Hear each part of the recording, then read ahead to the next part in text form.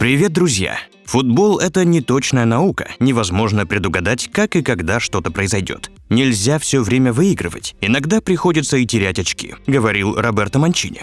Сегодня Роберто Манчини – главный тренер сборной Италии, долго и упорно добиравшийся до финала Евро-2020. Многократный чемпион и обладатель Кубка Италии, кавалер ордена за заслуги перед Итальянской Республикой. Но перед тем, как мы начнем, подписывайтесь на наш канал, ставьте лайк и запостите видео в соцсетях. Далее мы расскажем, как живет главный тренер сборной Италии Роберто Манчини и сколько он зарабатывает.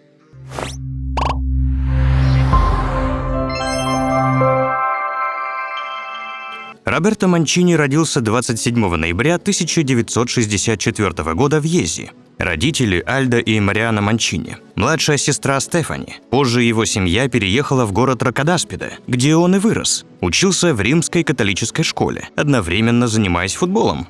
Воспитанник клуба «Болонья». В 16 лет дебютировал в основном составе клуба 12 сентября 1981 года. В свой первый сезон в профессиональном футболе забил 9 мячей. Своей игрой и результативностью Манчини привлек интерес к себе. Позже перешел в клуб «Сампдория», где составил дуэт нападения с Джанлукой Виалли. Их связку прозвали «Близнецы Гола». Выступая за клуб «Сампдория», Роберто Манчини победил в чемпионате Италии, выиграл 4 Кубка Италии, Суперкубок Италии и Кубок Кубков в 1990 году, в финале которого «Сампдория» со счетом 2-0 обыграла Андерлехт. В 1992 году «Сампдория» могла выиграть Кубок чемпионов, но в финале в дополнительное время игрок испанской «Барселоны» Рональд Куман забил единственный в этой встрече мяч. «Я провел в «Сампдории» 15 лет и переписал историю клуба», — говорил Манчини. В 1997 году был признан футболистом года в Италии. В том же 97-м Манчини перешел в клуб «Лацио», с которым в год столетия клуба выиграл свое второе скудетто, 2 итальянских кубка, последний в истории Кубок Кубков и Европейский Суперкубок. В молодежной сборной Италии выступал с 1982 года. Завоевал серебро на чемпионате Европы в 1986 году. В главной сборной Италии Манчини никогда не был твердым игроком основы. Он сыграл за сборную 36 матчей и забил 4 гола. Один из важнейших его голов был забит в ворота сборной ФРГ на Евро 1988, где Италия стала третьей. Принимал участие в домашнем чемпионате мира. Карьера Манчини в сборной завершилась после конфликта с главным тренером команды Арриго Саки, когда тот сообщил, что не гарантирует Манчини место в команде, отправляющейся на чемпионат мира в США. В январе 2001 года подписал контракт с английским клубом «Лестер», но провел в команде лишь месяц, сыграл 5 игр и в возрасте 36 лет завершил карьеру. У всех остались хорошие воспоминания обо мне как об игроке. В течение следующих 20 лет, надеюсь, болельщики увидят во мне хорошего тренера. Ведь я действительно хороший тренер, сказал он, закончив выступать как игрок. Я был тренером еще до того, как стал играть в футбол. Всегда думал как тренер. В юности я даже составлял список команды, в которой играли мои друзья. Чуть позже я начал заниматься этим же на профессиональном уровне. Можно сказать, что после завершения карьеры футболиста я вернулся к своей первой любви, отмечал Манчини. Тренерскую карьеру Роберто начал еще будучи игроком «Лацио». Он работал ассистентом Свена Йорана Эриксона. В феврале 2001 года был назначен главным тренером клуба «Фиорентина». Манчини числился на другой должности из-за отсутствия у него тренерской лицензии. В Фиорентине пришла первая победа Манчини-тренера – Кубок Италии. В январе 2002 года был уволен со своего поста после выступлений болельщиков, недовольных результатами команды. Летом 2002 года Манчини вернулся в «Лацио» в статусе главного тренера клуба. Несмотря на скандалы и финансовые неурядицы, связанные с деятельностью президента клуба Серджио Краньотти, Манчини добился с командой хороших показателей, победив в Кубке Италии. В Кубке УЕФА «Лацио» был обыгран клубом Порту со счетом 1-4.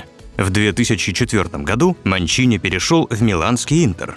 В первом сезоне выиграл Кубок Италии, однако в Лиге чемпионов клуб проиграл на стадии 1/4 финала принципиальному сопернику Милану, а в чемпионате уже в ноябре потерял шансы на выигрыш чемпионства. С самого начала Манчини внес в команду большой профессиональный вклад, заложив основы многочисленных побед в будущем. Главной ударной силой команды стал шведский форвард Златан Ибрагимович. В сезоне 2006-2007 клуб во второй раз подряд выиграл Суперкубок Италии. После этого клуб Манчини выиграл чемпионат Италии, одержав на старте турнира 17 побед подряд.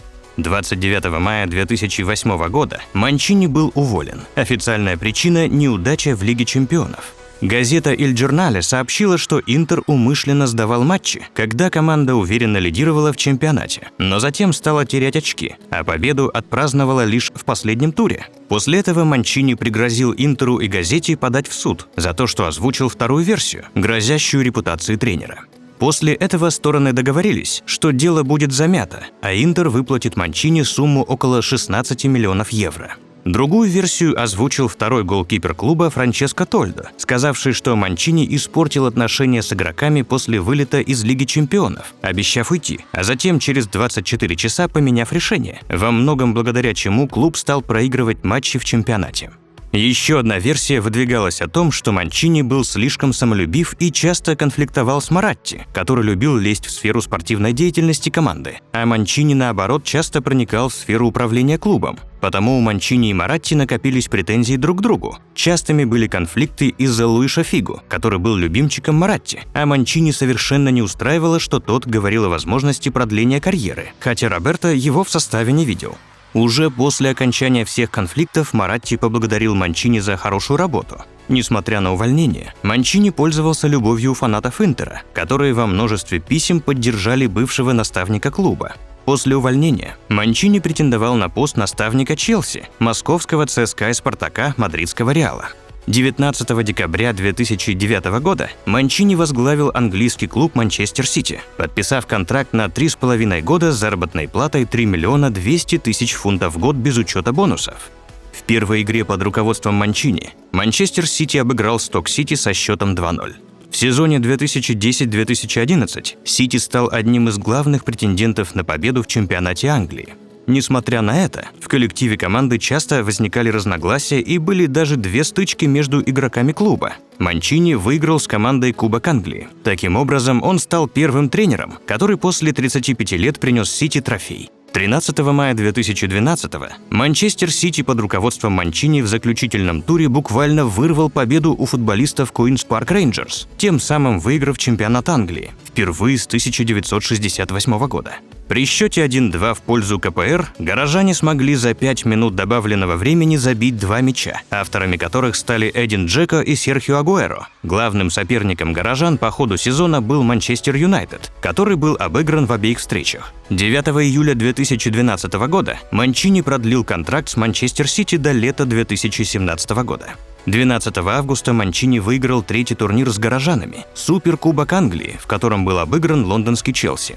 14 мая 2013 года Манчестер Сити объявил об увольнении Манчини. Причинами увольнения стали неудовлетворительные выступления в Лиге чемпионов, а также проигрыш чемпионской гонки Манчестер Юнайтед и поражение в финале Кубка Англии. В официальном заявлении клуба говорилось, что Манчини не смог выполнить ни одну из задач клуба на нынешний сезон, за исключением квалификации в следующую Лигу чемпионов. 30 сентября 2013 года Манчини официально возглавил стамбульский клуб «Галатасарай». Под руководством итальянца «Галатасарай» выиграл Кубок Турции и пробился в плей-офф Лиги чемпионов, однако в чемпионате стал лишь вторым, уступив Фенербахче.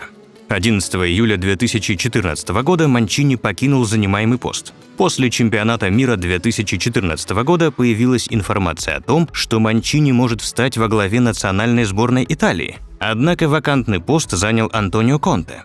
Осенью 2014 года состоялось возвращение Манчини в Интер. В первом матче после возвращения Манчини Интер в миланском дерби сыграл в ничью с Миланом. Первый сезон после возвращения не принес Манчини славы. Команда в серии А стала лишь 8-й, а в Кубке Италии на стадии четвертьфинала уступила Наполи. Следующий сезон для команды сложился несколько удачнее. Интер сумел вернуться в Еврокубке, заняв 4-е место в серии А, а также дошел до полуфинала Кубка Италии, но в двухматчевом противостоянии уступил Ювентусу. 8 августа 2016 года Манчини покинул пост главного тренера команды. «Я горжусь одним – тем, что я был тренером, который смог изменить историю такого клуба, как Интер», – говорил он. А 1 июня 2017 года был официально назначен на пост главного тренера «Зенита». Соглашение было рассчитано на 3 года с возможностью продления еще на 2 года. Зарплата составила 4,5 миллиона евро за сезон. Манчини вошел в число 15 самых высокооплачиваемых тренеров мира. 16 июля 2017 года «Зенит» провел первый матч под руководством итальянского специалиста, со счетом 2-0 переиграв дебютанта премьер-лиги СКА Хабаровск. Команда успешно стартовала в чемпионате России, одержав 4 победы подряд, а 6 августа на домашнем стадионе со счетом 5-1 разгромила действующего чемпиона «Спартак». Однако в скором времени результаты команды стали стремительно ухудшаться, а многочисленные новички не демонстрировали высокого уровня игры. «Зенит» не только не сумел вернуть себе чемпионский титул, но и впервые за 10 лет завершил чемпионат, не попав в тройку призеров. Неудачные результаты команды, а также желание Федерации футбола Италии видеть Манчини на посту главного тренера сборной Италии привели к его уходу из «Зенита». 13 мая 2018 года официальный сайт «Зенита» объявил об обоюдном расторжении контракта с Манчини, а уже 14 мая 2018 года Роберто Манчини подписал двухлетний контракт со сборной Италии. 7 сентября 2018 года в первом официальном матче при Манчини в Лиге наций сборная Италии сыграла в ничью в Болонье с Польшей. В 2019 году итальянцы выиграли 4 матча подряд в отборочном турнире Евро-2020 с общим счетом 13-1. На Евро-2020 сборная Италии под руководством Роберто Манчини стала настоящим открытием чемпионата Европы. Под руководством Манчини итальянцы повторили рекорд своей страны, одержав 30 побед подряд. Для меня вполне нормально работать 24 часа 7 дней в неделю, смотреть футбол по телевизору, изучать игру соперника – все это расслабляет меня. Должен усердно работать, пока я здесь. Когда мы проигрываем или играем в ничью, чувствую себя виноватым. Я сделал ошибку и должен разобраться, почему так вышло, говорил Манчини. Ну а финал со сборной Англии стал настоящим украшением всего турнира. Теперь немного о личном. Роберто дважды был женат. Первая жена Федерико Морелли. Их брак продлился с 1990 по 2016 год. В браке родились дочь Камила и 2 сына – Филиппо и Андреа. Сын Филиппо стал футболистом, воспитанник школы Интера. 17 января 2008 года дебютировал в Кубке Италии за клуб. Затем был арендован Манчестер Сити. Вторая жена Сильвия Фортини. Она была его помощницей по правовым вопросам. В процессе работы у них закрутился роман. Поженились в 2018 году. Отмучившись в Манчестер Сити, Галатасарае, Интере и в «Зените», Роберто Манчини все же нашел для себя райское местечко в сборной Италии, которая переживает революцию после исторического провала в квалификации чемпионата мира 2018. Для 56-летнего специалиста Евро стал первым серьезным турниром в новой должности. И у итальянцев недаром были большие ожидания от его работы. Ну и Манчини получил долгосрочный контракт до 2026 года с зарплатой в размере 2 миллиона евро. Конечно, и до этого контракта Манчини уже был очень богат. Так, еще в далеком 2008 году Манчини купил 5-звездочный отель на острове Сардиния. Открытие состоялось в 2009 году. С 2008 года фирма Манчини производит 19-метровые яхты «Люкс» Кефару. Как вы считаете, оправдана ли такая зарплата у тренера его уровня? Оставляйте ответы в комментариях. Друзья, если вам понравилось наше видео, но вы еще не подписались на нас, то подписывайтесь прямо сейчас и запостите видео в соцсетях. В следующих выпусках будет много интересного. До скорых встреч. Пока.